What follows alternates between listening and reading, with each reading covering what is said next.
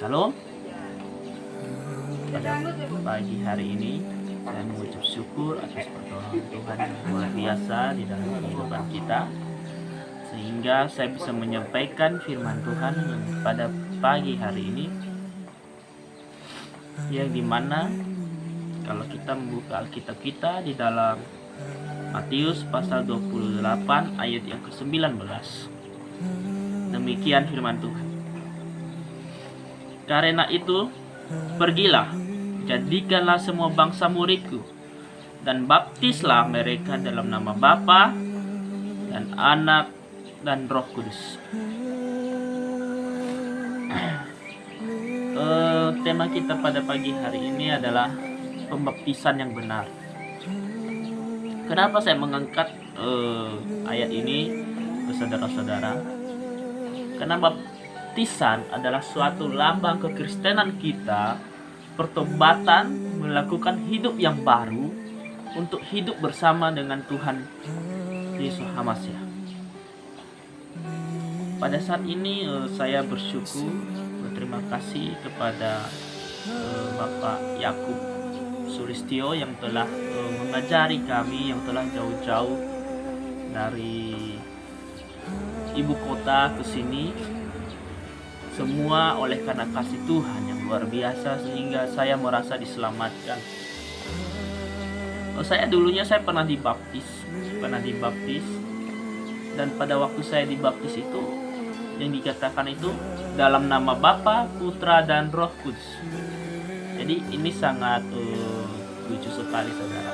Misalnya kita di sini di dalam ayat sini ditekankan adalah baptisan itu dilakukan dengan menggunakan dalam nama Bapa.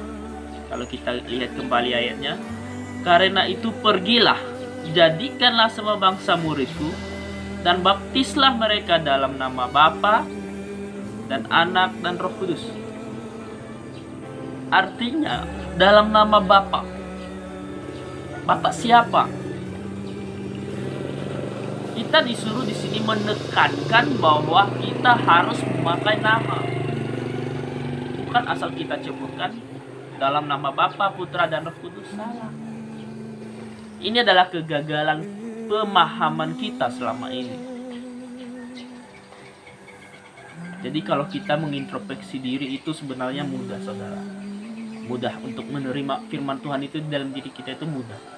Yang terpenting adalah kesombongan kita buang, kepintaran kita yang kita berpikir kita S1, S2 itu kita buang, tapi kita kembali ke dalam firman Tuhan ini. Oh iya, benar. Dikatakan bahwa baptislah mereka dalam namaku, dalam nama Bapa. Jadikanlah mereka muridku, dan baptislah mereka dalam nama Bapa.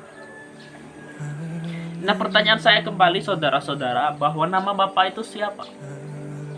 Kalau kita lihat dari perjanjian lama, di mana Musa berbicara langsung dengan Tuhan, bertemu muka dengan muka, Tuhan menuliskan namanya di batu loh itu adalah 4 angka, yaitu YHWH. Terserah kita mau baca apa. Mau baca kita Yahweh, mau kita baca Yehovah, itu terserah Anda. Karena di situ tidak ada huruf vokalnya. Terserah Anda mau baca apa. Yang terpenting tidak melenceng dari 4 angka itu, 4 huruf itu, 4 huruf konsonan itu. Nah, pada waktu Pak Sulistyo datang ke sini, dia berkata tentang firman Tuhan. Saya sebenarnya juga dulu menerima bahwa Allah itu. Tapi sekarang setelah saya langsung bertemu dengan Pak Yakub Sulistyo, saya sungguh diberkati. Karena ternyata selama ini kita salah memanggil. Kita salah memanggil Yesus Kristus itu sendiri yang telah disalibkan benar-benar di atas kayu salib. Dan kita juga tidak memanggil-manggil nama Yahweh. Sedangkan dikatakan di situ, baptislah mereka di dalam namaku. Nah, saudara, kalau kita baptis orang dengan menggunakan nama-nama lain, misalnya dalam nama Allah, ya, nama Allah sebenarnya kita tidak terlalu benci. Tetapi kenapa nama Allah ini tidak boleh dipakai? Karena nama Allah itu adalah sebuah nama, bukan sebuah gelar. Ya, gelar nama itu adalah nama salah satu yang ada di Arab pada waktu itu. Salah satu dewa yang mereka sembah pada saat itu yaitu namanya Allah. Salah satu patung yang mereka sembah pada saat itu adalah namanya Allah. Sebenarnya sah-sah saja kita orang Kristen menggunakan nama Allah jika itu adalah gelar. Gelar yang saya maksud adalah misalnya Tuhan. Tuhan itu adalah gelar. Misalnya Elohim. Elohim itu adalah gelar. Nah, misalnya kemarin ada orang bertanya sama saya bahwa kalau nama Yahweh itu adalah sebuah nama, kenapa ada namanya Yahweh Tsidkenu? Namanya Yahweh Salom, Yahweh Zebaot, Yahweh Jireh. Saya berkata, justru itu membuktikan bahwa Yahweh itu adalah namanya. Kenapa saya berkata demikian? Karena Yahweh Jireh adalah Yahweh yang memberi. Yahweh Zebaot adalah Yahweh yang perkasa. Yahweh Tsidkenu artinya Yahweh keselamatanku. Yahweh Salom adalah Yahweh damai sejahtera. Artinya kalau kita paparkan di dalam kehidupan sehari, nama saya berkat, saudara. Nah, anggap nama saya ini adalah nama Tuhan. Jadi kita sering berkata sama orang, berkat itu baik, berkat itu pintar, berkat itu rajin. Nah, Yahweh Sebaot ini, Sebaot, Tsidkenu, Salom, itu bukan nama, itu adalah sebuah panggilan kita kepada Tuhan, panggilan kita kepada Dia, bahwa Dia adalah Tuhan yang baik, Tuhan yang perkasa. Jadi itu adalah sebuah gelar, panggilan kita, panggilan sayang kita kepada Tuhan. Nah, kemarin saya pernah dibaptis oleh orang, dan waktu itu saya dibaptis bukan dalam nama Yahweh itu sendiri, tapi saya dibaptis dalam nama Bapa, Putra, dan Roh Kudus. Tapi setelah saya ketemu Bapak Yakub Sulistyo, dan dia mengajarkan saya, dan saya menerima, karena dia tidak radikal ya. Dia berbicara itu sesuai dengan konteks Alkitab, dan dia suruh saya buka Alkitab, dan saya bersyukur sekali sama dia bahwa dia telah menyelamatkan saya dan keluarga saya, itu semua karena anugerah dan pertolongan daripada Tuhan kita Yesus Hamasiah itu sendiri. Dan saya berkata sama dia, Pak, saya mau bertanya. Ya, tanya apa? Di dalam ajaran Bapak bahwa nama Yesus itu bukan Yesus Kristus, tapi Yesus Hamasiah. Ya. Tetapi pada kenyataannya di dalam Alkitab namanya adalah Yesus Kristus. Kenapa nama Yesus Kristus ini diubah menjadi Yesus Hamasiah, Pak? Lalu dia berkata sama saya bahwa sebenarnya bukan Yesus Kristus diubah menjadi Yesus Hamasiah, tetapi Yesus Hamasiah telah diubah menjadi Yesus Kristus. Dan dia berkata kepada saya ayat-ayatnya dengan bahasa Ibrani, dan dia sebenarnya namanya ini. Saya langsung tak, ternyata selama ini saya salah memanggil nama. Nah, sedangkan bagaimana saudara-saudara, Tuhan Yesus sendiri menekankan kepada kita, Tuhan Yesus Hamasiah menekankan kepada kita bahwa usir setan dalam namaku. Mengusir setan dalam nama Tuhan, mengusir setan di dalam nama Tuhan, menyembuhkan orang di dalam nama Tuhan. Sedangkan yang kita pakai adalah Yesus Kristus, yang bukan namanya. Misalnya nama saya Berkat, dan saya namanya Berkat ya. Saya berkata sama orang, usir setan dalam namaku. Tiba-tiba orang pakai dalam nama Nori, padahal itu bukan namaku ya. Saya tidak datang. Yang datang itu siapa? Kalau dipanggil dalam nama Berkat, ini baru saya datang, karena itu jelas Berkat. Karena dua nama ini yang paling ditakuti oleh iblis, yaitu Yahweh Elohim dan juga Yesus Hamasiah. Kenapa itu ditakuti oleh iblis? Karena itu adalah nama yang menghancurkannya. Oleh sebab itu, si iblis itu selalu menutup mata hati kita, pemikiran kita, untuk tidak menyebut nama tersebut. Karena kenapa? Dia takut, saudara-saudara, dia takut. Selama ini kita mengusir-ngusir setan, orang-orang kerasukan dalam nama Yesus, tidak lari-lari. Kenapa dia tidak lari-lari, saudara? Karena kita salah memanggil nama. Nah, itulah salah satu kelemahan kita sebagai bangsa Indonesia ini, karena lembaga Alkitab kita masih belum mengubah itu. Harusnya lembaga Alkitab merevisi ayat-ayat yang konteks bahasanya itu salah.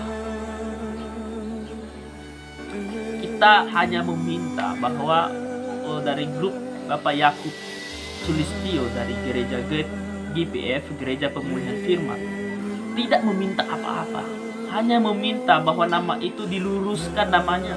Sebenarnya yang saya pertanyakan adalah, apa sih salahnya jikalau di dalam Alkitab kita ditulis Yahweh? Karena di dalam Alkitab Ibrani pun namanya Yahweh, bukan Allah. Tapi kenapa setelah masuk di Indonesia kita tetap ngotot tidak boleh diganti ini? Nama Allah ini tidak boleh diganti. Kenapa? Padahal di dalam bahasa Ibrani sendiri itu namanya Yahweh. Nah, ini yang membuat kita bangsa-bangsa ini, negara kita ini, yang ada orang Kristen di negara kita ini tidak mengenal nama Bapa. Percuma kita berkuar-kuar di mimbar kalau nama ini kita tidak perkenalkan kepada jemaat. Sangat disayangkan. Percuma kita S1 kalau nama ini tidak diberitakan kepada orang-orang.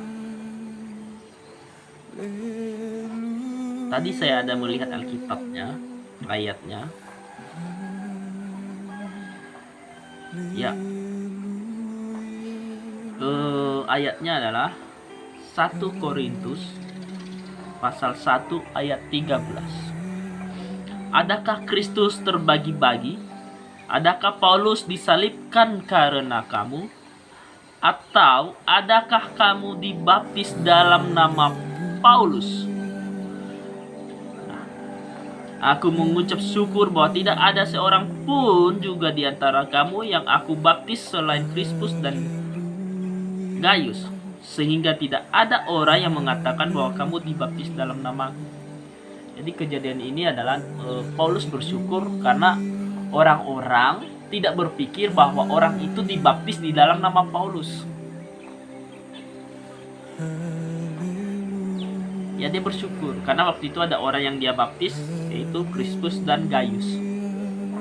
Dia bersyukur cuma 2 orang itu yang dia baptis. Karena kenapa? Orang-orang berprasangka buruk bahwa orang-orang itu dibaptis dalam nama Paulus. Misalnya dalam nama Paulus, Putra, dan Roh Kudus.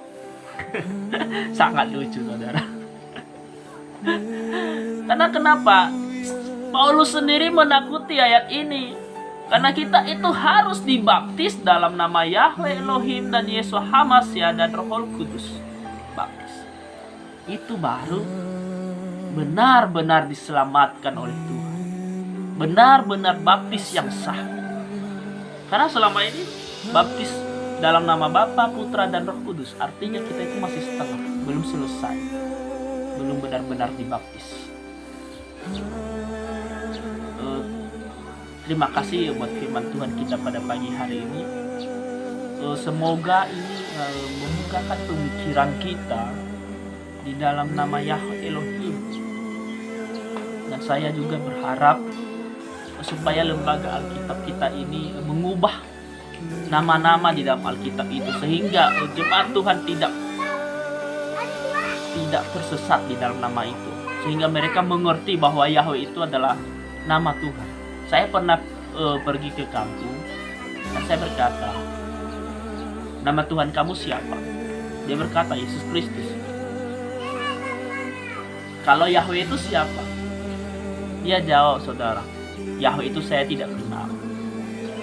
Kenapa dia tidak kenal? Karena di dalam lembaga Alkitab sendiri, di dalam Alkitab yang kita pakai sehari-hari, tidak ada satu ayat pun yang mengatakan Yahweh di situ. Padahal orang ini adalah orang yang rajin membaca firman Tuhan. Tetapi karena nama Yahweh tidak ada di dalam Alkitab tersebut, padahal yang sesungguhnya di Alkitab kita yang asli, bahasa Ibrani, itu tertulis sampai 6.000 kali ternyata di dalam Alkitab diganti dengan nama Allah atau Tuhan, sehingga mereka tidak mengenal. Nah, siapa yang salah? Seharusnya kalau tidak ada di dalam Alkitab, seharusnya kita yang maksudnya pendeta-pendeta yang menyampaikan firman Tuhan, yang menginjili orang, seharusnya dia menyampaikan Yahweh itu adalah nama Tuhan. Dan ini pun tidak ada satupun kata-kata pendeta, dan jarang sekali, memang tidak, maksudnya tidak, jarang sekali pendeta-pendeta menyampaikan ini kepada jemaat, sehingga jemaat tidak mengetahui bahwa Yahweh itu adalah nama Tuhan. Jarang sekali pendeta-pendeta menyampaikan ini. Nah, koreksi kita untuk ke depan, semoga nama ini memberkati kita, mengubah kita ke depan. Sebenarnya Tuhan menuntun kita di dalam ayat-ayatnya bahwa menggunakan nama Tuhan. Jangan sampai salah memanggil nama Tuhan.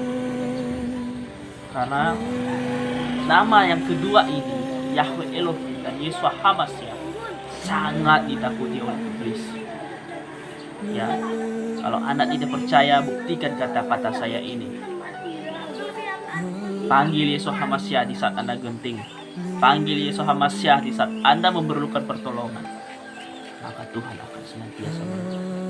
Saya sendiri merasakannya, saudara-saudara. Tetapi kalau saya berikan kesaksian ini kepada saudara-saudara, mungkin ini adalah kata-kata omong kosong. Tetapi jikalau Anda sendiri membuktikannya nanti bahwa Yeshua HaMashiach dan Yahweh Elohim itu berkuasa, buktikan saudara-saudara, pakai nama ini, maka Tuhan akan menolong saudara. Tuhan akan menyembuhkan saudara. Tuhan akan menolong saudara.